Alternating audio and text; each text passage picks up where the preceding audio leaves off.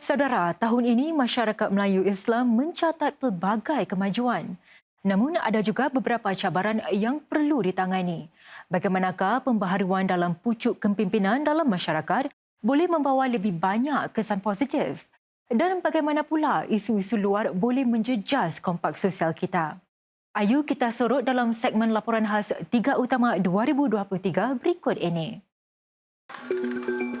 Tahun 2023 menyaksikan beberapa pembaharuan buat masyarakat Melayu Islam. Ini termasuk peralihan pucuk pimpinan. Antaranya, Pergas melantik Presiden baharu Ustaz Tarmizi Abdul Wahid. Beliau menggantikan Ustaz Hazbi Hassan yang telah menerajui Pergas selama lebih 20 tahun. Pergas juga melantik CEO wanita pertamanya iaitu Ustazah Nurdiana Halim. Selain Pergas, Perdaus juga kini dipimpin Presiden Muhammad Hafiz Nur Rahman, manakala AMP pula diketuai Pengurusi Fatur Rahman Daud. Perubahan-perubahan ini dijangka membawa kesan positif dengan pembaharuan dalam gaya kepimpinan dan idea. Kepimpinan ini bukan hanya dilihat pada faktor usia, tapi dari segi intelektual, dari segi pemikiran dan juga memahami fungsi sesuatu organisasi, itu perlu ditekankan dalam masyarakat. Perubahan peralihan kuasa penting, tapi ini tidak bermakna kita perlu mengetepikan golongan yang lebih mapan kerana mereka berpengalaman, mereka punya institutional knowledge. Pada Mei tahun ini juga, Pejabat Mufti buat julung-julung kalinya melantik Timbalan Mufti ketiga. Persoalannya, adakah langkah ini mencerminkan peranan lebih besar dan mencabar bagi pejabat mufti kini? Apakah ini isyarat bahawa lebih banyak perkara perlu difatwakan, memerlukan perspektif agama? Itu satu. Kedua, sejauh mana peranan mufti dari segi seorang figur yang dilihat sebagai institusional itu mungkin ada keperluan ataupun mungkin ada dinamika mereka tersendiri. Mungkin ini sebagai satu cara untuk memberikan peluang pada transisi kepimpinan agama di masa akan datang. Kepimpinan agama ini juga genting apabila masyarakat dibelenggu dengan isu-isu yang terbit di dalam dan luar negara. Bagi konflik Timur Tengah misalnya, badan-badan agama terpanggil untuk hasilkan sebuah buku panduan buat masyarakat. Panduan agama itu penting. Kalau menggunakan respons agama itu boleh melegakan masyarakat, saya fikir itu satu petanda yang baik juga.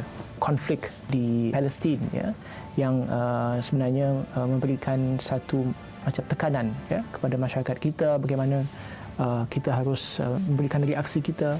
Ada yang lebih bersifat berdiam diri, tidak semestinya mereka bersetuju, tapi mereka pilih untuk berdiam diri. Ada yang lebih emosional.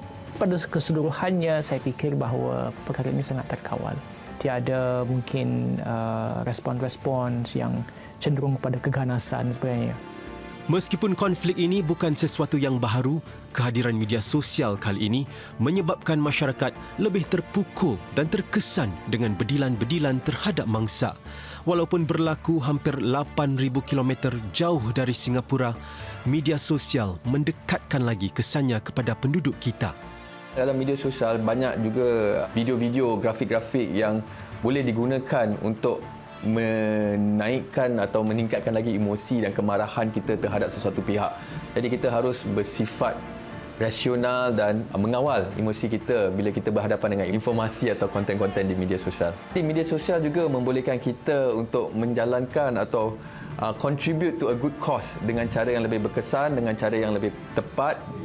Buaian emosi itu juga mendorong dan menyatukan masyarakat Melayu Islam yang amat bermurah hati untuk memberi sumbangan yang lebih bermakna buat mangsa-mangsa konflik. Yayasan Rahmatan Lil Alamin misalnya berjaya kumpul lebih $4.6 juta untuk bantuan kemanusiaan bagi Gaza dalam masa 2 minggu, iaitu satu rekod bagi badan itu. Ini selain menyokong badan-badan amal lain seperti Free Food for All, Humanity Matters dan Palang Merah Singapura.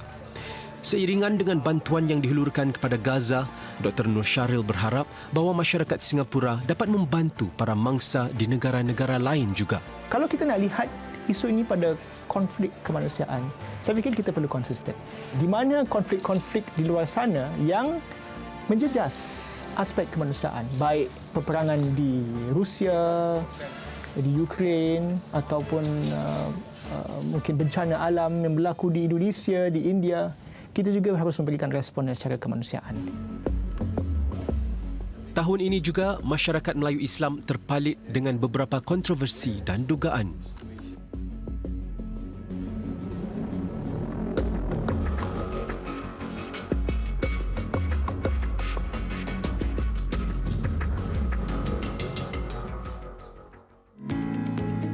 Di sebalik cabaran yang mendatang, masyarakat Melayu Islam turut bangkit mencatat pelbagai kemajuan dalam 2023.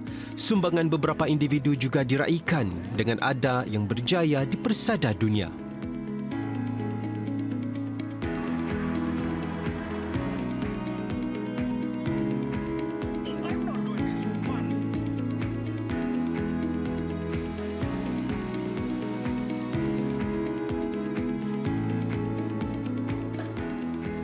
Dalam arena pendidikan pula, jumlah penerima anugerah mendaki tahun ini naik lebih 45% dalam masa sedekad.